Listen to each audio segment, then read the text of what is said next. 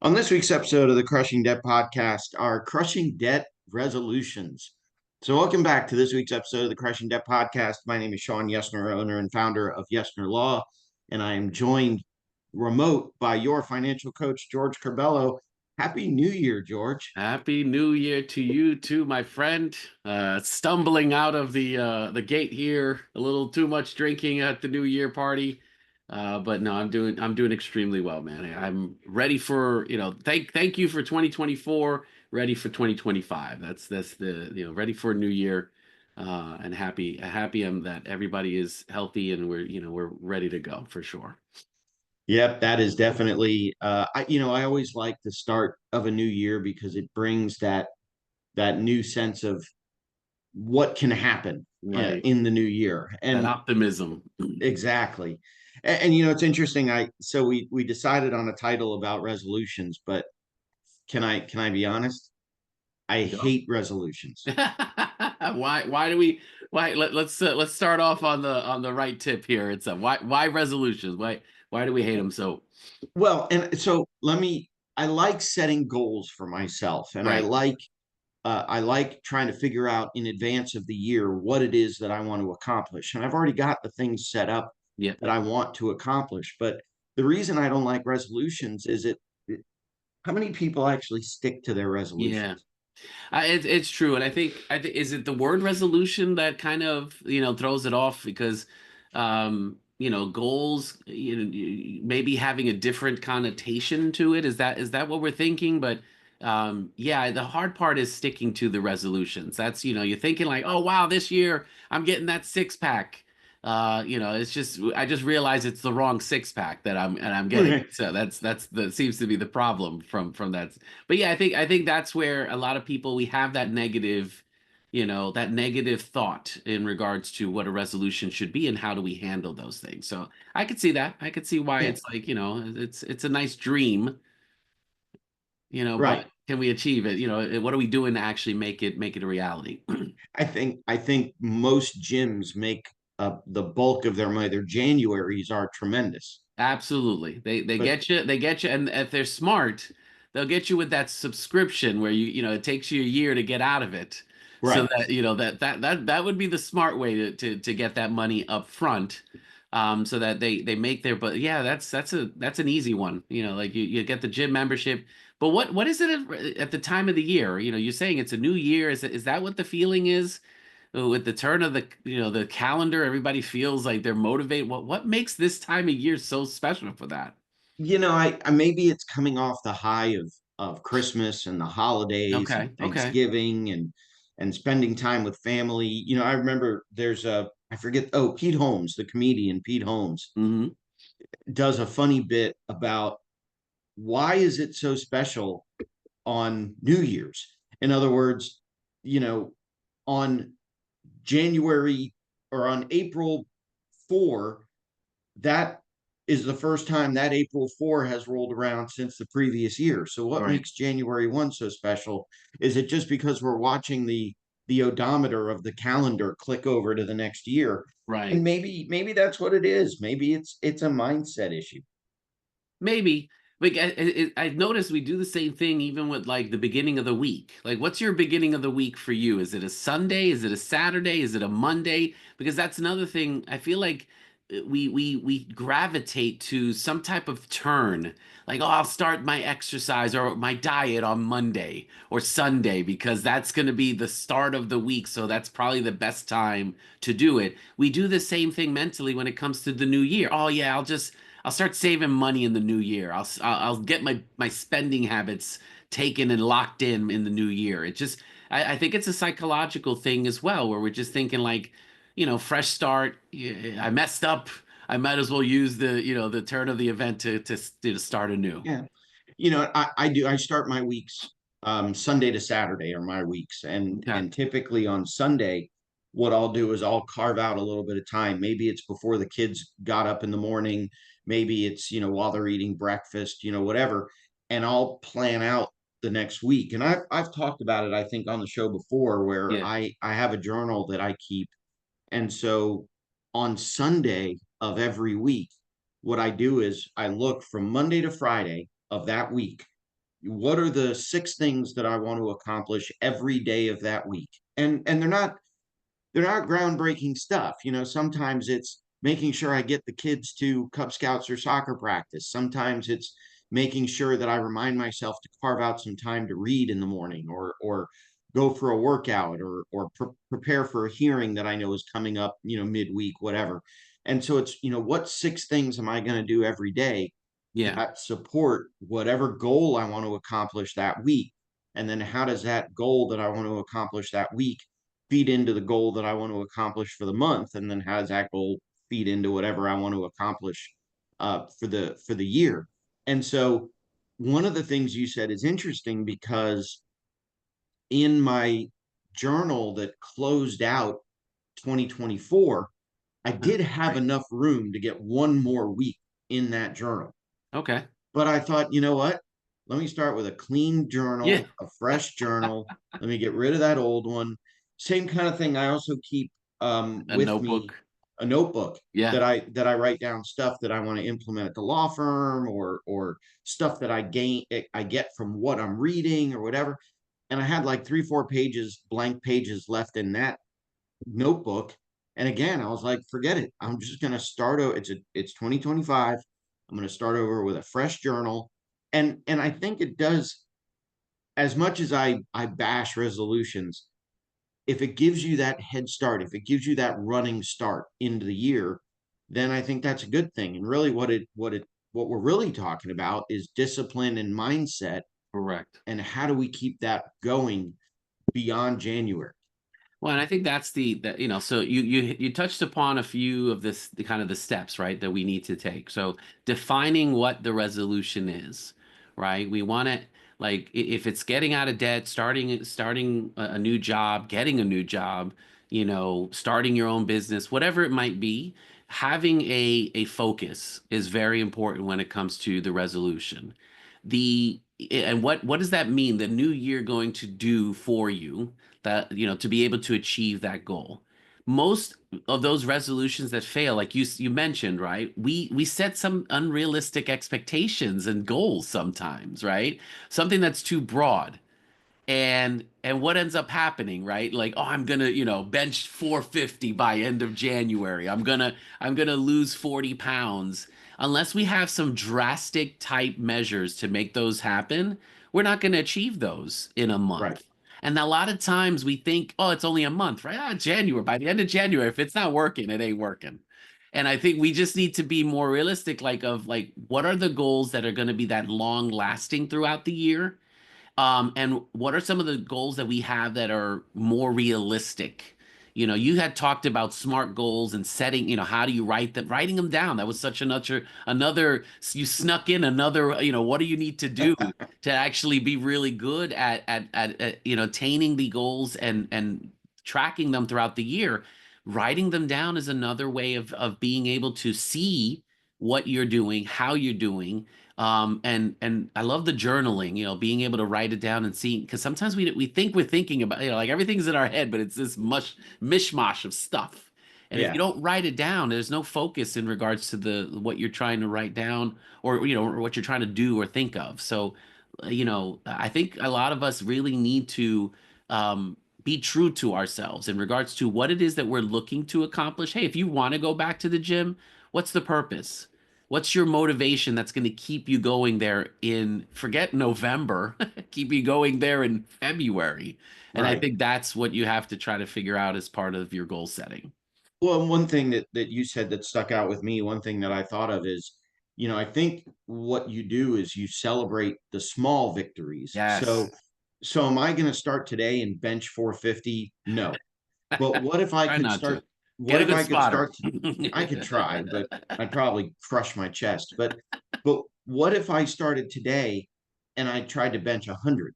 Right. And then did that for a week, and then next week I try to bench 110, Yep. and then the following week 125, and then the following week and the following week. And I don't know how the I don't know Yeah. how the plates add up there. But what I thought about is, especially in terms of financial goals, if you look at this and you say, I want to be debt free by the end of the year, or maybe what I want to do is pay off all my unsecured debt and I'll only have my house and my car. Right. Those are the only big debts I'm going to have. But I've got, $40,000 in debt. And so on December 31, I want to get rid of $40,000 of debt. Well, maybe today you start with paying down one card, Yes. or maybe you start with putting a big chunk against one card, or Correct. maybe you start with creating a budget and just writing down. Now that we're Right. going into January, you know, if people listen to this on the day it comes out, it'll only be January 2nd. Yep. So the new year will only be one day old. So when do Oh, you you're already behind, so that's it. You got to give up at this you're point. already behind, You're just give done. up. You're done. But if you do your bills on the weekend like I do, maybe you write down, here's what the electric bill is, here's what Right. the phone bill is, here's what this bill, the mortgage, that bill, the other bill, and you just keep track of how much money am I spending? Should we really go out? Or maybe we got a gift card, and so I'm going to try to remember better when we go out to dinner this week to use the gift card so I'm not spending my own money. And it's those little victories that over time will add up and will compound. And so, yeah, if your goal is to pay off an arbitrary number, $40,000 of debt, Yeah. Yeah. and you get to the end of January and you see that you're $39,000 in debt, Correct. celebrate that. You paid off $1,000 in debt. And over time that will start to add up. And so you'll get to December 31, you'll look back and you'll go, whoa, my goal was to pay off $40,000 of debt. I've got 5,000 left. So I didn't hit my goal, but I paid off $35,000 in debt. And I think that's kind of how I approach in terms of my mindset. I love hitting my goals, but if I don't hit my goals, I remember one of the books that I read. You don't compare yourself against the goal, you compare yourself against yourself, Okay. and that'll make the victories seem larger. I think that was The Gap in the Gain. I can't remember I'll figure out the title of the book, Put but in it the was show based. notes. Yeah, you don't compare yourself against the goal, because if you didn't hit it, you'll upset yourself. You But you upset compare yourself. yourself against where did you start? No, and I think too, we sometimes are a little too hard on ourselves. We get discouraged by the small setbacks, right? So you say, I'm going to pay off 40,000 this year, and we had a medical emergency or some kind of, whatever, even tires seem to, break people down, right? And we take that as a setback, like, oh, the budget doesn't work then, because I had to spend money specifically on life. And maybe we couldn't pay off as much throughout the year or towards the goal. We get discouraged by those setbacks, and we also give up, and it's like, oh, this is not working. And I think for us it's like setbacks are a way for us to be challenged if we are disciplined in what we're trying to accomplish. And we Right. need to we need to be more aware of that and really kind of, okay, that's part of life. We're gonna get setbacks, but I think all of us know we have to learn from some of the failures we have. We are not going to grow as individuals if we don't learn from our mistakes. And how many money mistakes do we have that we can account for throughout the years? But we have to make sure we're learning from them. They're not, if they become setbacks and you just say, well, this is not going to work anymore, then I could see why we get discouraged, and we just, we can't just stop in what we're trying to do and accomplish there. Well, and again, where's the positive in there? So it just happened to me. I literally I took my car in for service, and there was a screw in the tire that was in a place Ooh, that they couldn't patch it. They had to replace they had to replace. Oh, they that's had to terrible. replace the tire. And then while the car's in there, you need new wiper blades, and you Yeah. need a new air filter, and you need a new this, and make sure you change the blinker fluid, and all that other stuff. And when they said, do you want us to do the tire rotation? And I said, well, the tires rotate as the car is driving down the road. Okay, Each one of slick. the four tires rotates on the axle.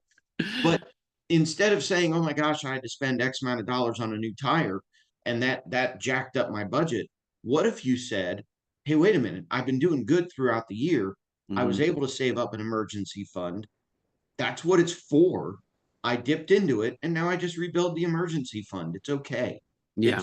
I'm not gonna go bankrupt because I had to buy a new tire. Now I guess it depends on what kind of car have. Yeah, there's some expensive tires out there. But I But think yeah, go ahead. I'm sorry. learn from the setbacks, Yeah. but then celebrate the win. So, and I think you talked about it. It's kind of that psychological, of the event itself, right? It could have been a some type of crisis when it comes to like, oh my goodness, now we have to. You need the car up and running. We need to have it in tip-top shape because we got to get to work. We got to get the kids to school, do all these kind of things. You Right. have the emergency fund in place for that purpose. It sucks when you have to use it, but that's the purpose of the emergency fund is to offset those types of emergency events. So instead of it being a crisis for you, right, it became an inconvenience. It Right. still stinks that we have Yeah. to do it, but it doesn't become this, how am I going to pay for it? How am I going to address this? Oh my goodness, because now it's just not the expenses themselves, but now it's the stress that comes along with how we going to pay for it or the guilt of, oh, I had to spend this money. Now I don't have the money for this purpose. So I think it's just, that psychological game that we're playing with ourselves when it comes to our money. Yeah. And if you're listening to the show right now and you're thinking to yourself, what's an emergency, what's an emergency buffer?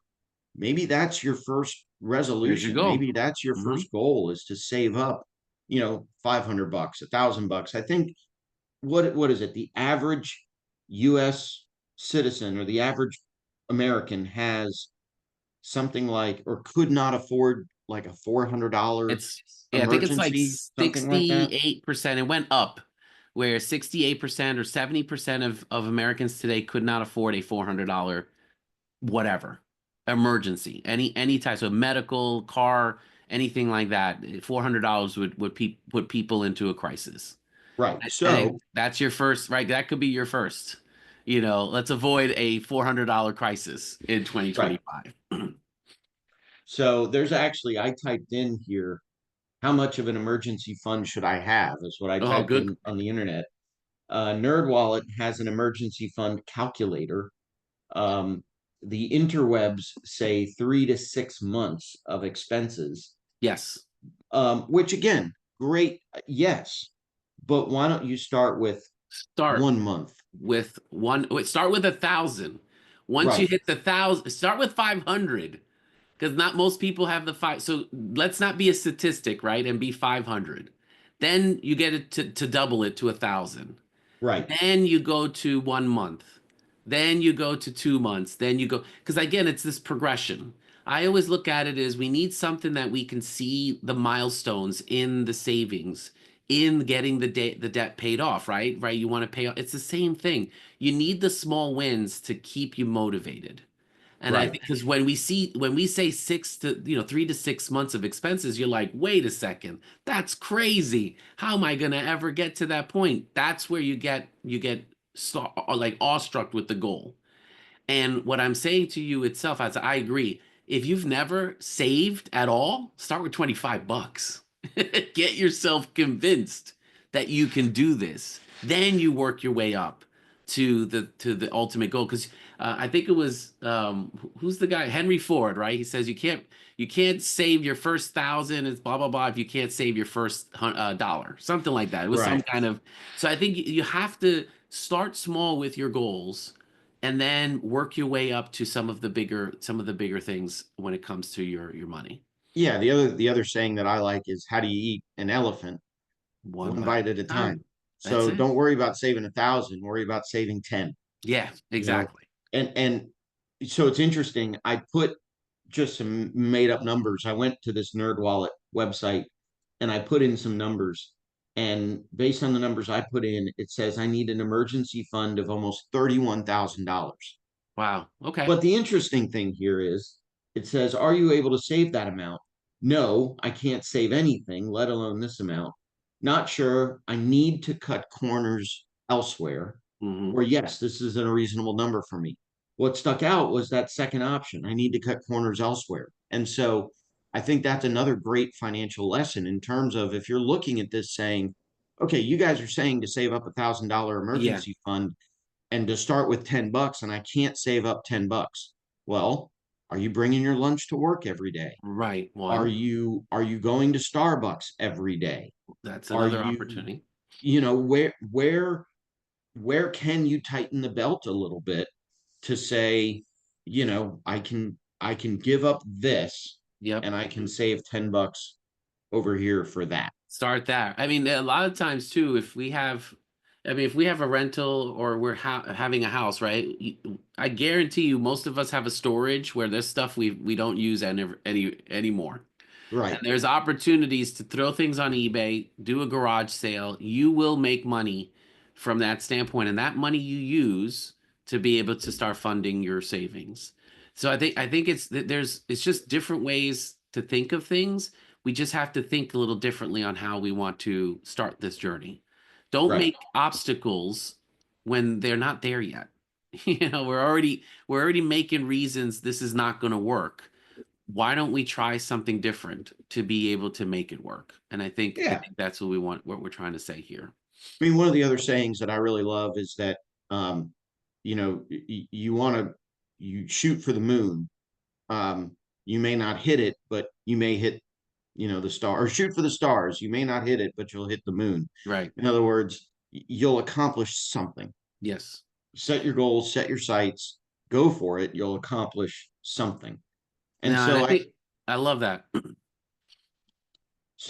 don't know. I think the part of the going back to what I said at the beginning, I think resolution to me has a connotation of being temporary. You're right.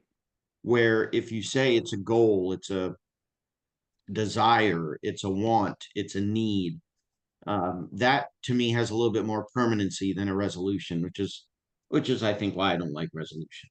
I hear you. I hear you.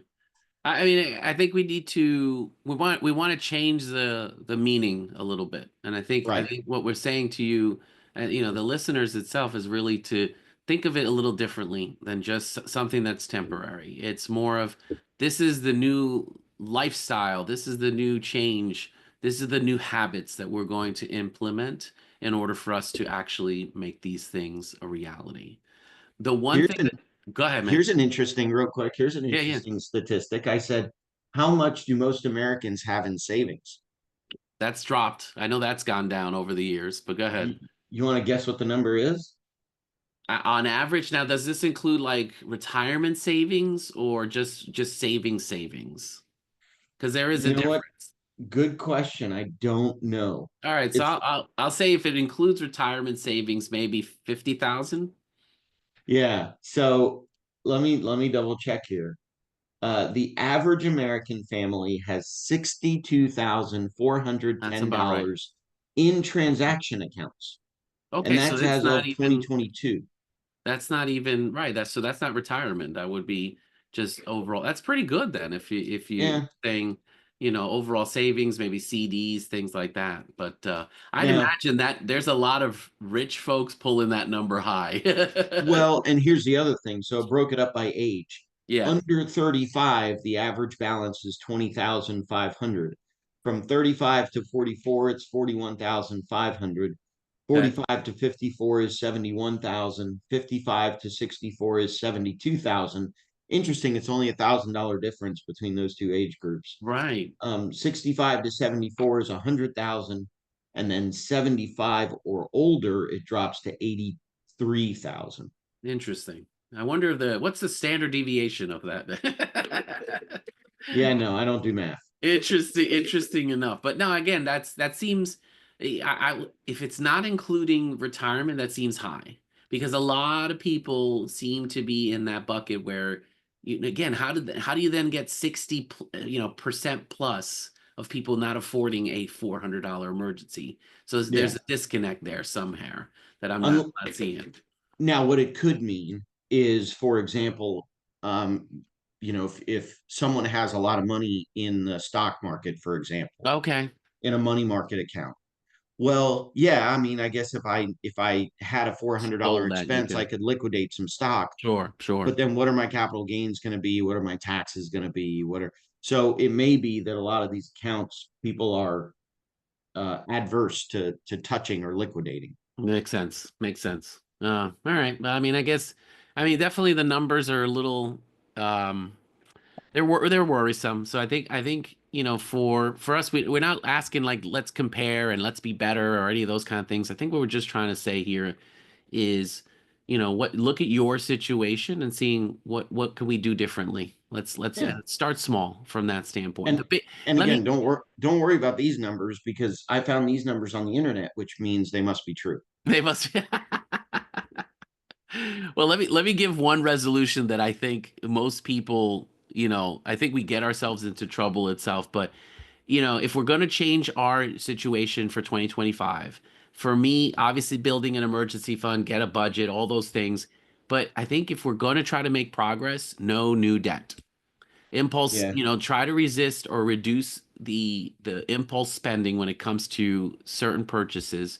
But at the end of the day, let's not let, if you're going to try to make progress, especially if you're trying to pay off debt, don't create new debt. You can't dig the hole deeper if you're trying to if you're trying to shovel out of it. It just doesn't make sense. So I think that I think from a strategy standpoint, save and then also no creation of new debt will get you started on the right tap going into the new year for sure. Yeah. Don't feel like you need to keep up with the Joneses. That's hard though. I mean, the internet tells me. You just said the internet wins, and it's right. It's very difficult to try not to keep up because, like, well, Sandy and the Joneses itself are going on vacations, and they've got nice new cars, and they've got like, why can't I have those things? Because I work hard too, Shawn. Why?